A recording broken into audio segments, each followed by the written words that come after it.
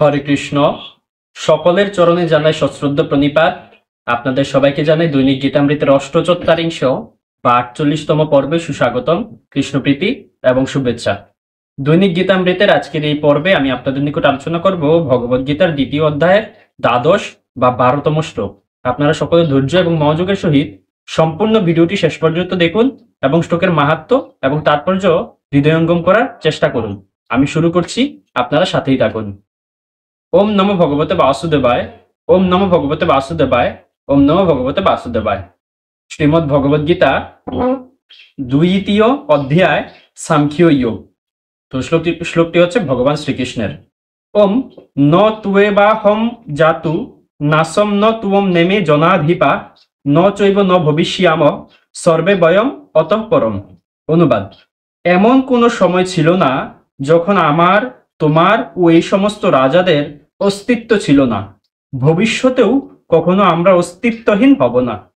তো এই শ্লোকে ভগবান শ্রীকৃষ্ণ অর্জুনের নিকট বলছেন যে এমন কোনো সময় পূর্বে ছিল না বা বর্তমানেও নেই যে অর্জুন, ভগবান শ্রীকৃষ্ণ বা সপক্ষ এবং বিপক্ষের যত যোদ্ধা বা রাজারা ছিল তাদের অস্তিত্ব ছিল না, এমন কোনো সময় ছিল না বা সময় নেই, এবং ভবিষ্যতেও তারা কখনো অস্তিত্বহীন হবে না, অর্থাৎ তাদের অস্তিত্ব বিলুপ্ত হবে না, ভগবান এটা বলছেন। তো ভগবান এটা কোন দৃষ্টিকোণ থেকে বলছেন?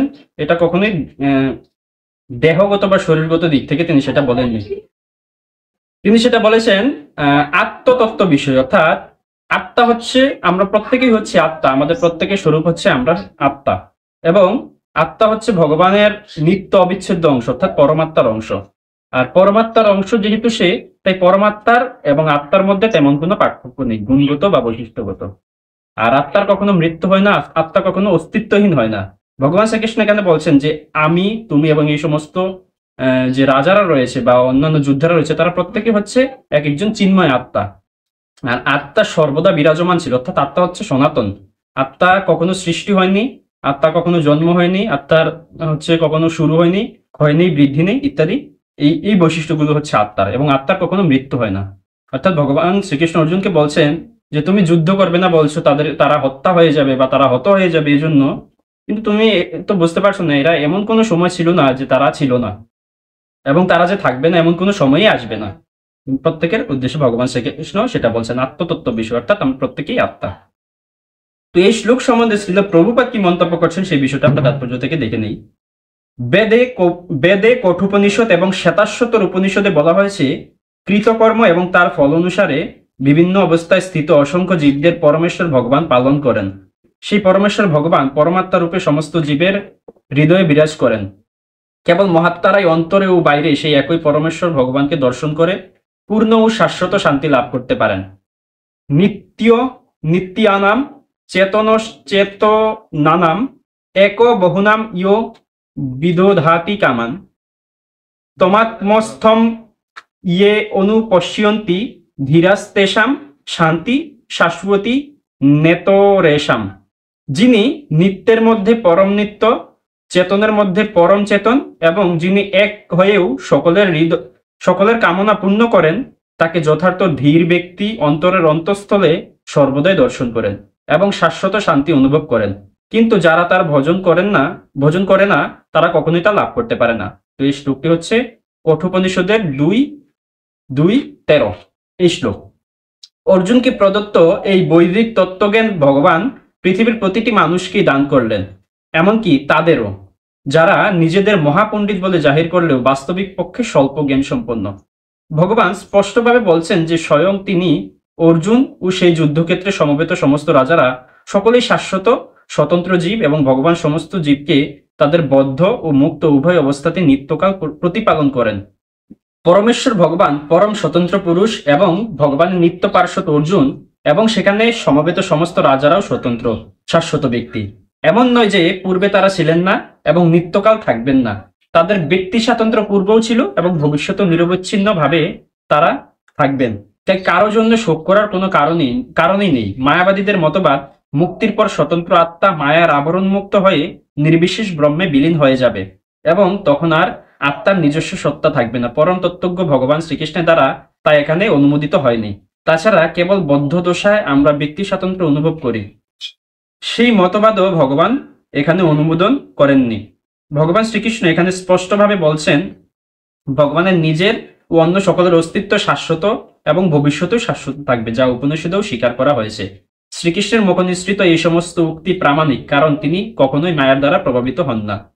জীবের ব্যক্তি স্বাতন্ত্র্য যদি বাস্তবিক না হতো, তবে ভগবান শ্রীকৃষ্ণ কখনোই এত গুরুত্ব দিয়ে বলতেন না যে ভবিষ্যতেও কখনো এর বিনাশ হবে না। মায়াবাদী তার্কিকেরা বলতে পারে শ্রীকৃষ্ণ যে ব্যক্তি স্বাতন্ত্র্যের কথা বলেছেন তা চিন্ময় স্বাতন্ত্র্য নয়, তার জড় স্বাতন্ত্র্য। কিন্তু এই যুক্তি মেনে নিলেও প্রশ্ন থেকে যায়, তাহলে ভগবান শ্রীকৃষ্ণ তার নিজের সম্বন্ধে যে স্বাতন্ত্র্যের কথা বলেছেন সেটি কি ধরনের স্বাতন্ত্র্য? শ্রীকৃষ্ণ বলেছেন তিনি অতীতেও ছিলেন এবং ভবিষ্যতেও থাকবেন। তিনি নানাভাবে তার ব্যক্তি স্বাতন্ত্র্য প্রতিপন্ন করেছেন এবং ঘোষণা করেছেন নির্বিশেষ ব্রহ্মজ্যোতি হচ্ছে তার অধীন। শ্রীকৃষ্ণ তার অপ্রাকৃত স্বাতন্ত্র্য সবসময়ই বজায় রেখে গেছেন। যদি তাকে সীমিত সাধারণ চেতনা বিশিষ্ট বদ্ধ জীবাত্মা বলে মনে করা হয়, তবে পরম তত্ত্বজ্ঞান সমন্বিত শাস্ত্র হিসেবে তার ভগবদ্গীতার কোনো গুরুত্বই থাকে না।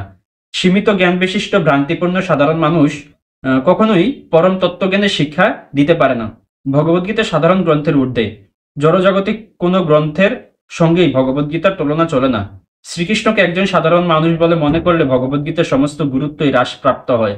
মায়াবাদী তার্কিকেরা বলে থাকে প্রচলিত রীতি অনুসারে এই শ্লোকে বহু বচনের ব্যবহার করা হয়েছে এবং তা জড়দেহটিকে বোঝাচ্ছে, কিন্তু পূর্ববর্তী শ্লোকে জড়দেহের ধারণাকে সম্পূর্ণভাবে নস্যাৎ করা হয়েছে। জীবের জড়দেহের ধারণাকে নস্যাৎ করার পর প্রচলিত রীতি অনুসারে সেই জড়দেহগত পরিচয়কে আবার আরোপ করা শ্রীকৃষ্ণের পক্ষে কি করে সম্ভব? তাই অপ্রাকৃত স্তরেও জীব স্বতন্ত্র আত্মারূপে বর্তমান থাকে এবং এই কথা রামানুজাচার্য আদি মহান আচার্যেরা স্বীকার করে গেছেন। ভগবদ্গীতাতে বহু জায়গায় স্পষ্টভাবে উল্লেখ করা হয়েছে এই অপ্রাকৃত স্বাতন্ত্র্য কেবল ভগবত ভক্তেরাই উপলব্ধি করতে পারেন।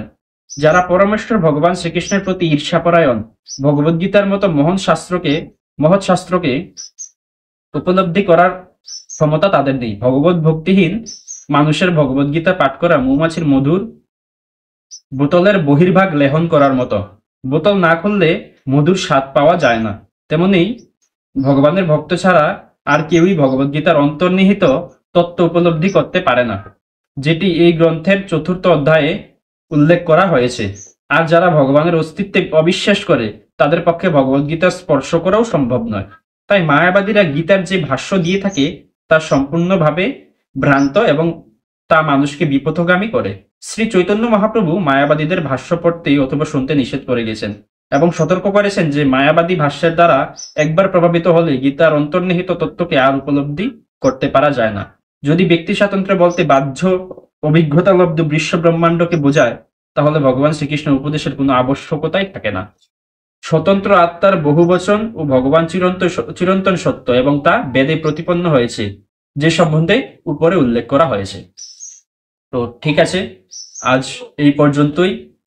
এই শ্লোক পাঠে, উচ্চারণে, অনুবাদ প্রকাশে, মন্তব্য প্রদর্শনে কিংবা তাৎপর্য বিশ্লেষণে কোন রকম ভুল ত্রুটি হয়ে থাকলে আপনারা সেটা ক্ষমাসুন্দর দৃষ্টিতে দেখবেন। আপনাদের সহিত দেখা হচ্ছে পরবর্তী পর্বে, পরবর্তী ভিডিওতে, পরবর্তী শ্লোকের পর্যালোচনায়। ততক্ষণ ভালো থাকুন, সুস্থ থাকুন, আমাদের সাথেই থাকুন। হরে কৃষ্ণ।